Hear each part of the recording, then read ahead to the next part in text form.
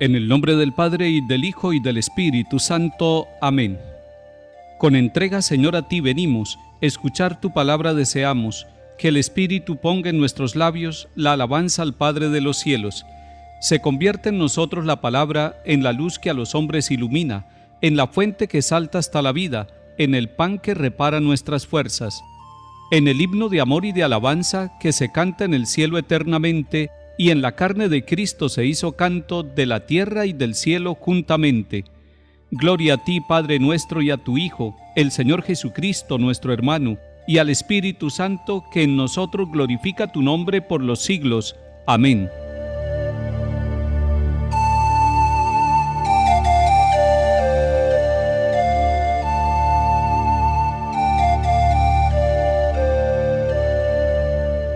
Lectura del segundo libro de Samuel, capítulo 5. En aquellos días, todas las tribus de Israel fueron a Hebrón a ver a David y le dijeron: «Hueso tuyo y carne tuya somos. Ya hace tiempo, cuando todavía Saúl era nuestro rey, eras tú quien dirigías las entradas y salidas de Israel. Además, el Señor te ha prometido, tú serás el jefe de Israel». Todos los ancianos de Israel fueron a Hebrón a ver al rey, y el rey David hizo con ellos un pacto en Hebrón, en presencia del Señor. Y ellos ungieron a David como rey de Israel. Tenía 30 años cuando empezó a reinar y reinó 40 años. En Hebrón reinó sobre Judá 7 años y medio, y en Jerusalén reinó 33 años sobre Israel y Judá. El rey y sus hombres marcharon sobre Jerusalén contra los jebuseos que habitaban el país. Los jebuseos dijeron a David: «No entrarás aquí. Te rechazarán los ciegos y los cojos».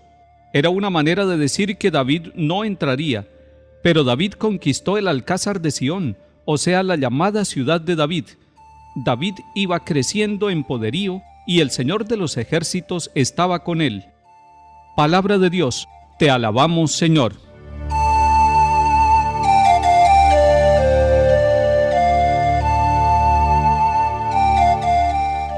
El segundo libro de Samuel nos está contando una parte de la historia de Israel, y la está contando de una manera interpretada. Nos está mostrando cómo después de la muerte del rey Saúl, y recordemos que Saúl es el primer rey que tiene Israel, el país queda dividido, porque las enemistades entre Saúl y David que fueron creciendo y que llevaron a enfrentamientos entre ellos, llevó también a la división de la comunidad de los israelitas. Unos estaban con Saúl y otros estaban con David. Los celos políticos y el interés de Saúl de reinar sin que nadie le hiciera oposición llevaron a que él quisiera eliminar a todos los simpatizantes de David. Se convirtió en enemigo de David. Toda la narración nos va mostrando que el rey David no tuvo nunca rencor contra Saúl. Al contrario, al enterarse de la muerte de Saúl, él llora la muerte del rey y agradece a quienes hicieron la obra de misericordia de sepultar el cuerpo del rey Saúl. Después los descendientes de Saúl siguen persiguiendo al rey David, pero se va presentando una situación política y social. Mientras David va creciendo en fama y en poder, los descendientes de Saúl van decayendo, van perdiendo fuerza, van perdiendo el poder. Y es muy interesante ver cómo en el corazón del rey David no se alberga ni el odio ni el rencor contra aquellos descendientes del rey Saúl que eran sus perseguidores y sus enemigos gratuitos. David se ha ubicado en una ciudad llamada Hebrón, al sur de Jerusalén, y los habitantes de esta región de Judea lo han nombrado rey, lo han ungido, son ellos los que lo han ungido. Y después, a la muerte de los descendientes de Saúl, vienen también los habitantes de las tribus de Israel, y es lo que escuchamos hoy en el capítulo 5 del segundo libro de Samuel. Vienen a Hebrón porque están reconociendo el gran liderazgo que tiene David. Además, los israelitas se reconocen con una vinculación de sangre con el rey David, y por eso le dicen: «Hueso tuyo y carne tuya somos». Esto dicho a una persona es como un elogio, pero cuando estamos viendo que David anticipa la figura de Jesucristo, podemos decir entonces que Él tomó nuestra carne. Aquí los israelitas quieren ascender y ser parte, hueso y carne del rey David. En cambio, en el Hijo de Dios sucede todo lo contrario. Es Él el que toma la carne nuestra, es Él el que toma el rostro nuestro, es Él el que se hace el Emmanuel, el Dios con nosotros. Aquí los israelitas sentían orgullo de ser de la misma carne y de la misma raza del rey David. Pero mayor orgullo tendríamos que sentir nosotros, porque el Hijo de Dios tomó nuestra condición a pesar de nuestros pecados, tomó nuestra carne en el seno de la Virgen María, y entonces nosotros somos elevados a la condición de hijos de Dios, hermanos de Cristo Jesús el Señor. Los ancianos de Israel, es decir, los dirigentes de las tribus de Israel, fueron hasta Hebrón a visitar al rey. Hicieron un pacto con él, y ellos ungieron a David como rey de Israel. En ese momento empieza el rey David a unificar al pueblo de Israel. Ya no habrá un rey en Hebrón y otro en Jerusalén. Tendrá que haber un solo rey, un único rey. La narración nos va contando que todo esto fue hecho en presencia del Señor, y que además el Señor de los ejércitos estaba con el rey David. La lectura que está haciendo Israel de su propia historia y de la manera como fue elegido David, y de esa primera batalla donde él, después de ser menospreciado, conquistó Jerusalén, es un signo de que ellos ven en el actuar del pueblo, en la manera como ellos toman las decisiones, en las batallas y en las luchas de cada día, la presencia de Dios. Se sienten acompañados por Dios. Es más, el que dirige al pueblo no es David. David es instrumento de quien dirige verdaderamente al pueblo de Israel y su historia, que es el mismo Dios.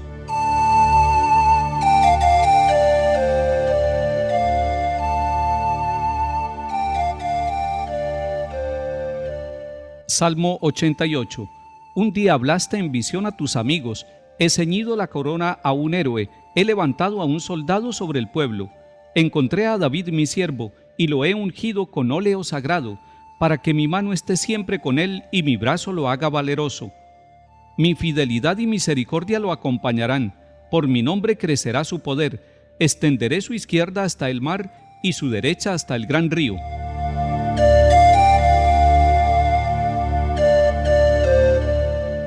Lectura del Santo Evangelio según San Marcos, capítulo 3. En aquel tiempo, los escribas que habían bajado de Jerusalén decían: «Tiene dentro a Belcebú, y expulsa a los demonios con el poder del jefe de los demonios». Él los invitó a acercarse y les puso estas parábolas. ¿Cómo va a echar Satanás a Satanás? Un reino en guerra civil no puede subsistir. Una familia dividida no puede subsistir. Si Satanás se rebela contra sí mismo para hacerse la guerra, no puede subsistir, está perdido. Nadie puede meterse en casa de un hombre forzudo para arramblar con su ajuar si primero no lo ata. Entonces podrá arramblar con la casa. Créanme, todo se les podrá perdonar a los hombres, los pecados y cualquier blasfemia que digan, pero el que blasfeme contra el Espíritu Santo no tendrá perdón jamás, cargará con su pecado para siempre. Se refería a los que decían que tenía dentro un espíritu inmundo. Palabra del Señor. Gloria a ti, Señor Jesús.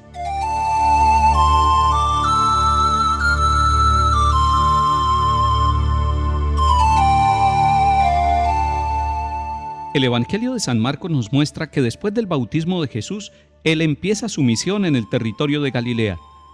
Galilea es la tierra de los gentiles, la tierra de los pecadores. Es allí donde ha crecido el Señor Jesús. Es allí donde vivían María y José. En medio de los pecadores empieza Jesús la misión. Y cuando empieza la misión, nos dice el evangelista Marcos en el capítulo 3, algunos lo acogen y son capaces de exclamar: «Tú eres el Hijo de Dios», mientras que otros empiezan a juzgarlo. El juicio viene por parte de los letrados que han bajado de Jerusalén. Dicen que Jesús lleva dentro a Belcebú.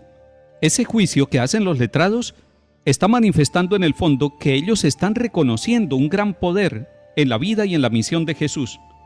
Un poder que no saben ellos explicar de dónde viene.